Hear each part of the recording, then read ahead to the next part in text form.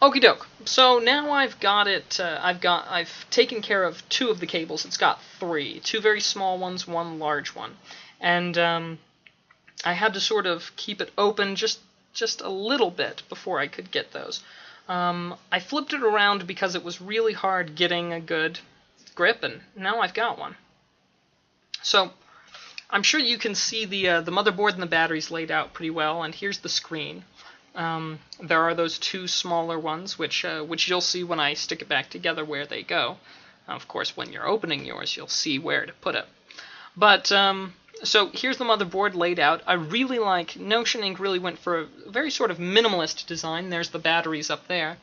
But one of the things that's a shame is they used wires that were very small wires, and those wires are just big enough to get the job done, but not big enough to really inspire the confidence that I would like when I'm taking something apart. But, you know, different strokes for different folks, they say. So what we're going to do is we're disconnecting the power cable so that the motherboard, because we're going to need to take it off. The crack is behind the motherboard. So we're going to just start unscrewing the screws here. Pretty much, there are a lot of small cables like this one here, and there's one just right next to it, and there's a bunch of small cables along the top, and then of course there are the connections from the various cards, like the Wi-Fi card. I'll go ahead and pry those off.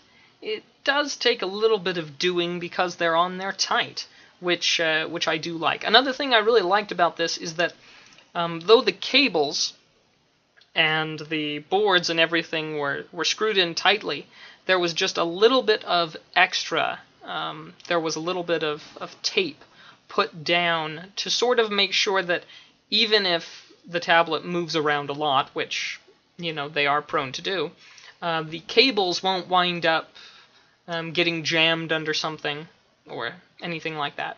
Well, now, if I'm not mistaken, there were 8 screws, was it 6? But this is just the USB port over on that side. It's got a connector, and it is actually a separate little thing from the motherboard. You're going to need to pry that off and take it off, because, well, at least in this case, we have to get the motherboard off. So there are about 3 connections up there by the camera. One is for power and data to the camera, another is sending power and information to the speakers, and then the third one, I don't recall. But you're going to need to make sure that those are pried off. Now, I wanted to get that cable that went to the camera, that did power and data to the camera. I wanted to get that off, but unfortunately, I just couldn't get good purchase on that connector. So I decided to leave it be and just flip the camera out along with the motherboard. I recommend doing the same thing when you are doing this, because I think it'll make you just a much happier person in the end.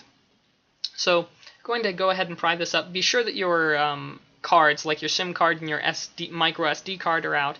It'll make getting this thing out a lot easier, because they tend to get stuck on the lip. So, now that I've got it out, I'm just going to flip it over and set it down. Good. Now, I would have preferred to have an anti-static bag to stick it in the meantime, but unfortunately I just didn't have one on hand.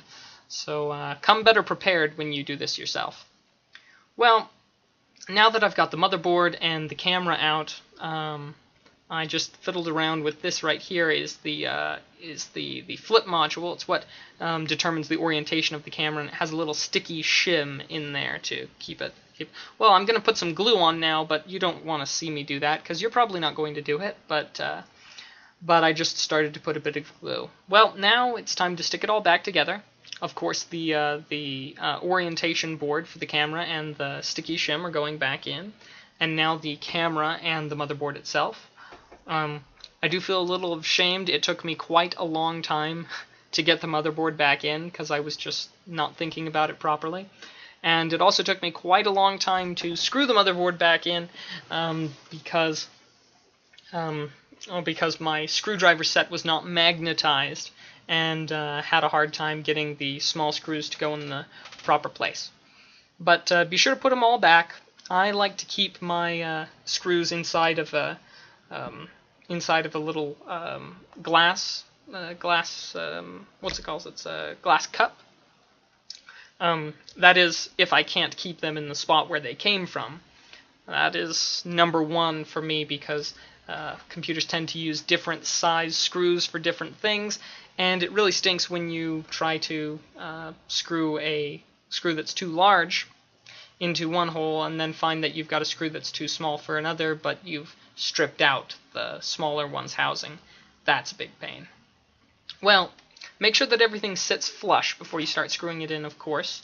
And then start putting back all the wires one by one. Putting back in the wireless card right now. So I will say there is I'm sure you can see it's down near my left hand, the processor. It's right about where it was to be located that they were going to put the trackpad on the back. And when you open yours, you will see that it still has the space for it to go in. But if I recall properly, it was a problem with a Sony patent, or was it? Yeah, I think it was a Sony patent that gave them some troubles. So they decided not to put it in so that they didn't have patent problems and delay the shipping out of the Notion Ink Atom any longer. So we'll put all the cables back in and the screws. Let's see, that all appears to be in order. Now it's just pretty much straightforward. One thing that did give me a little bit of a problem was of course taking out all of the various cords. Like I said, they used very small wiring, so be cautious and careful. Take your time. There's no rush. Because of course, like I've mentioned, the wiring is very small. You're going to want to really take your time and put it in there. So that one goes there, that one goes there, and that one, of course, goes down there, as I'm sure you'll recall from having opened it yourself when you do it. Now, putting them all back in, all these cables, is significantly easier than taking them all out, as I'm sure you can imagine. But this one was a little bit tricky, because I tended to get that problem where I'd push in one side, the other side would come up a bit, push in the other side, following the other side would come up a little bit, But hey, that's just how it works. Well, now, in a second I'm going to have these ones back in, and then we'll close it all up, and it'll be really, it'll come together very neatly. Most all of the clips. I did break a couple of the clips while I was opening it up. I wasn't really worried, though, because most of those clips were, they were really not a big deal. Not a big deal if you break one clip when you've got 20. So everything snaps together, nice and easy here. Kudos to them on doing a good job with that.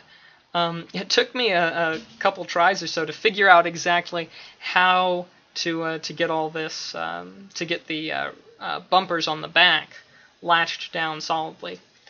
Now, you may notice and see where I put the glue down. It certainly isn't good looking right now, but later on I'm going to just sand down the portions of it that are out of place, and buff it a little bit so that we take it back to its original shine. So a little bit of pressure, and you can click these things right back in. And of course, what I'm sure all of you want to see now that it's done and back together, I'm sure that all of you want to see a boot screen to prove that that I did in fact not screw anything up during this. And boot screen you shall have. So we'll go ahead and screw these back in. Now the rubber bumpers, two of them were beveled, and so I went ahead and stuck them all back in place. The beveled ones, or sloped ones, however you want to say it, they be sure they're going in the proper way, and then give them a nice little push and tap down. And now it's time to load it up. Of course, it does take a minute to load, but those of you who have an Atom already know that. So, not a problem. And there we are. And all my data is still safe and sound. We'll power it off. Thanks for joining me, and good luck.